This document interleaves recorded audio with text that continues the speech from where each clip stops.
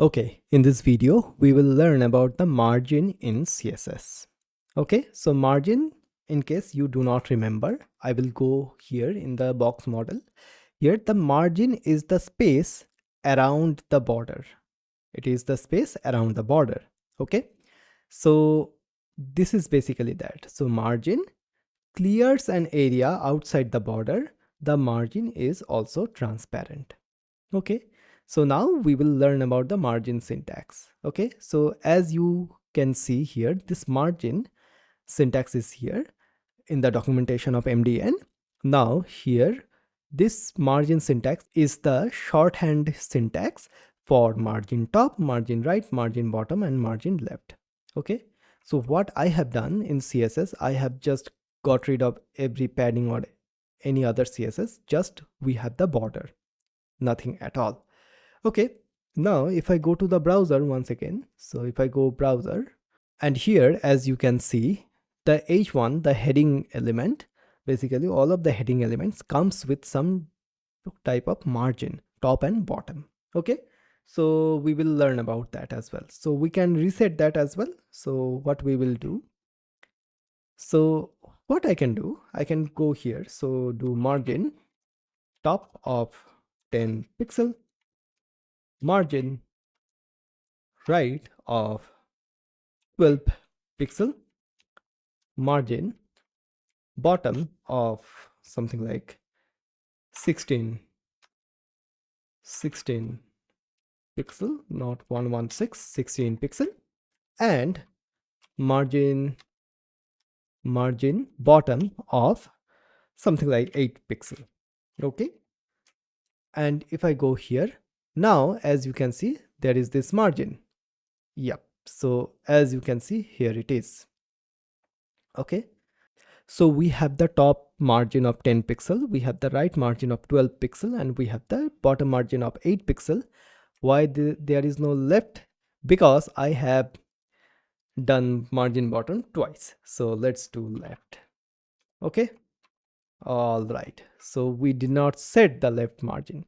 So now if I go here, so now we have the top margin of 10 pixel, we have the right margin of 12 pixel, we have the bottom margin of 8 pixel, and we have the left margin of 16 pixel. And you can add the margin to the span as well, which I will not be doing in this video, but you can definitely do that. Okay, so here is the longhand syntax basically. So as you might have guessed, just like padding, we have the shorthand syntax as well. And if I go here in the documentation, as you can see, we can apply to all four sides by using just a single value, which we will do here. So margin of, let's do 10 pixel, something like that. And now if I go here, all of the sides for this h1 has the 10 pixel margin.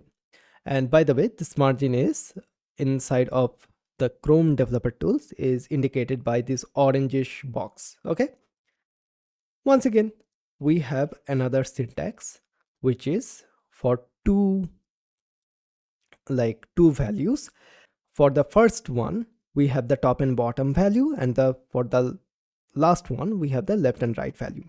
So what I can do margin top and bottom of 10 pixel, margin left and right of 30 pixel. Save and go to the browser, and now we have the margin left and right of 30 pixel and margin top and bottom of 10 pixels. All right. Now once again we have the another syntax for adding four values, which is once again it will be going clockwise. So the top, then right, the bottom, and then the left. Okay, so let's go here and we can do top of 10 pixel, right of 30 pixel, bottom of 10 pixel, and the left of something like 25 pixel, something like that. Hit save and go to the browser, and now we have successfully added the desired margin. So margin top and bottom is 10 pixel, margin left and margin right is like the margin left is 25 pixel and the margin right is 30 pixel. Okay, so this is basically the margin. And whenever we want to space out some elements, like the adjacent elements, we use the margin to do that. As you might have seen, this span is now spacing out with this heading, so I can like increase that. So top, right, bottom. So the bottom one I can do 100 pixel, for example. And if I save that and go to the browser, once again now the span and the heading are spaced out, because the margin is now 100 pixel on the heading element.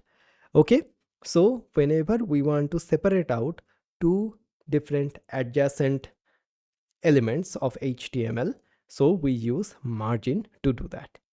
Okay, so in the next video we will learn something which is called the alternate box model in CSS.